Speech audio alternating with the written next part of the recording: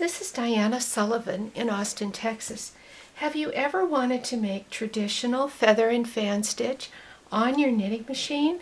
I love making this stitch, and it's only going to require one tool, the 3-in-1 transfer tool. And the one thing about the stitch on your knitting machine is I'm not really sure what the front of the stitch is going to be and then what the back of the stitch is going to be. You're just going to have to decide which side you like better. I remain undecided. The stitch is done over groups of 11 stitches. I find it helpful to mark the needle bed.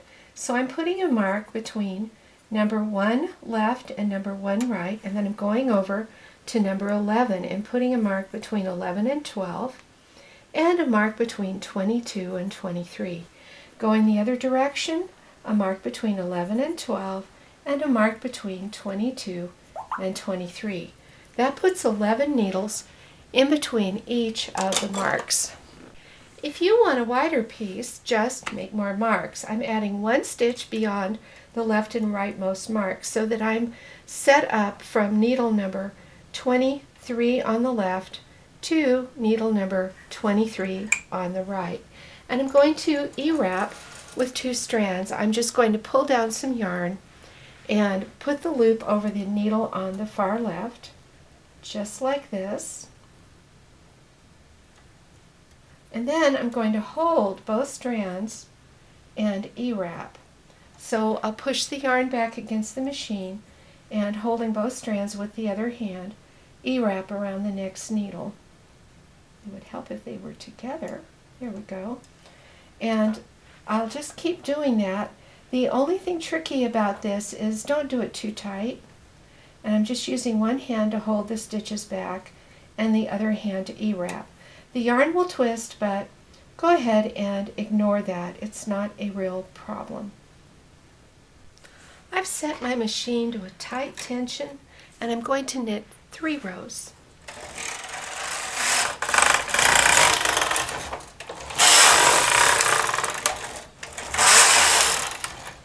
On the 4th row, I'm going to loosen the machine as loose as it'll go, and I'm going to knit 1 row.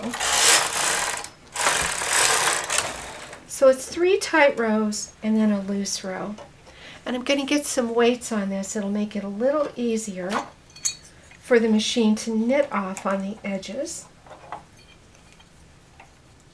Now that I've done 3 tight rows and a loose row, I'm careful to always put my tension back before I do anything else. This way I'm not going to forget. And let's start hand tooling our lace. Here I am on the left hand edge of the knitting, and I've got an extra needle and then the mark, and then I have needle number 22. And I'm going to take the needle before 22, those 3 needles right before it, those are the ones I'm going to move outward. So I take these 3 stitches, put them on my tool, and take 1 step to the left. Now here's the part you're not expecting. I'm going to take the tool and I'm going to put it so that that empty needle is in the middle. It's on the middle prong. And I'm going to move these stitches 1 step to the left. Now that is going to create a situation where I have 2 stitches on this needle, 2 stitches on this needle, empty, a stitch, empty, a stitch. And that's what I do moving to the left in this group of 11. Now, over here on needle number 12, I'm 1 stitch before the next mark. I'm going to put my tool on needles number 13, 14, 15 so that I can move to the needle right by the mark. I'm moving these 3 stitches to the needle right by the mark, and then again I'm taking my triple transfer tool and I'm putting it on the next 3 needles so that, see, the center prong is going to go on this empty needle. And then I just move those stitches over. That gives me a complete repeat of the transfers needed for feather and fan. 2 stitches on this needle, 2 on this needle, empty stitch, empty stitch, empty stitch, empty. Then 2 and 2. That's all there is to it. Let me do one more repeat just to make sure that you can get it in your mind before you begin. So here I am over 1 stitch away from the needle before the mark. So for instance, here's my mark, and here's the needle number 11. And as I said, multiples of 11. So I take needles 10, 9, and 8, put my tool on them, and I'm going to transfer those 3 stitches toward the mark. Either side you're on, you're always transferring toward the mark. I split my thread. Let me get those. Okay. Transfer those 3 stitches toward the mark. Then put the tool down again so that the middle prong is on an empty needle, and transfer those 3 stitches toward the mark. That's the left side of this group of 11.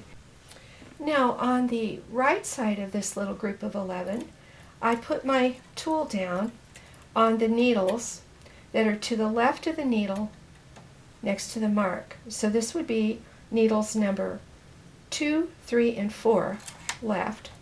And I'm going to transfer those 3 stitches to the right, that is toward the mark. All the transfers are done toward the mark. Then I put my tool down here in this spot where the center prong of the tool goes on an empty needle. And then I transfer those 3 stitches toward the mark. And oops, dropped a stitch, so let me grab that and fix it.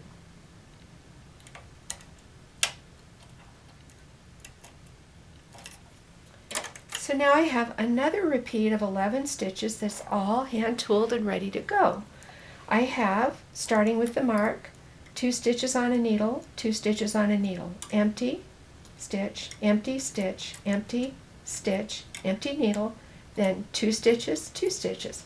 I'm going to repeat that in the next 2 sections to the right, and that is all there is to the transferring part of this. Now I'm just repeating this one more time on camera to give myself a moment to say something about this stitch. We have seen, all of us knitters have seen this stitch in our machine knitting books. There is one punch card that requires 36 transfers with the lace carriage to get this stitch. And look at this, with tools, it can be done in just 4 moves for each group.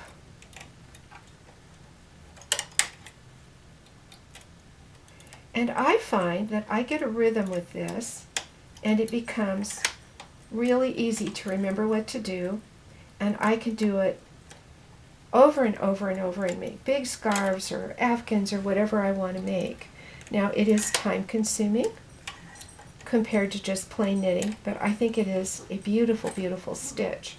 Now people change colors to make the waves more prominent. You can do that.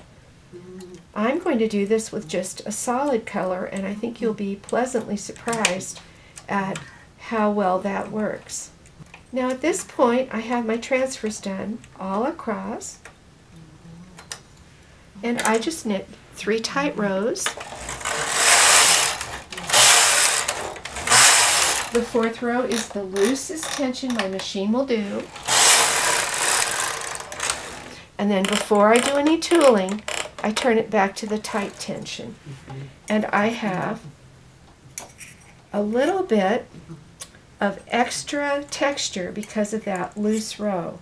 That really is the secret to hand tooling this thing. It makes it more interesting looking. I'll do a few repeats and then you can see what we have. I did not block my sample at all. There's some roll at the top and bottom, so you would have to finish those with a hem or ribbing or garter stitch or something anti-roll. There's very little roll at the sides because of the diagonal work, just a little bit. So you don't have to do anything really special at the sides. It's pretty on both sides, and that loose row gives it extra texture. This is how it looks completely unblocked. I've got a sample that I actually blocked hard. It's kind of a killed sample, and it gives you a different effect. I like the one with more texture, but again, that's going to be up to you.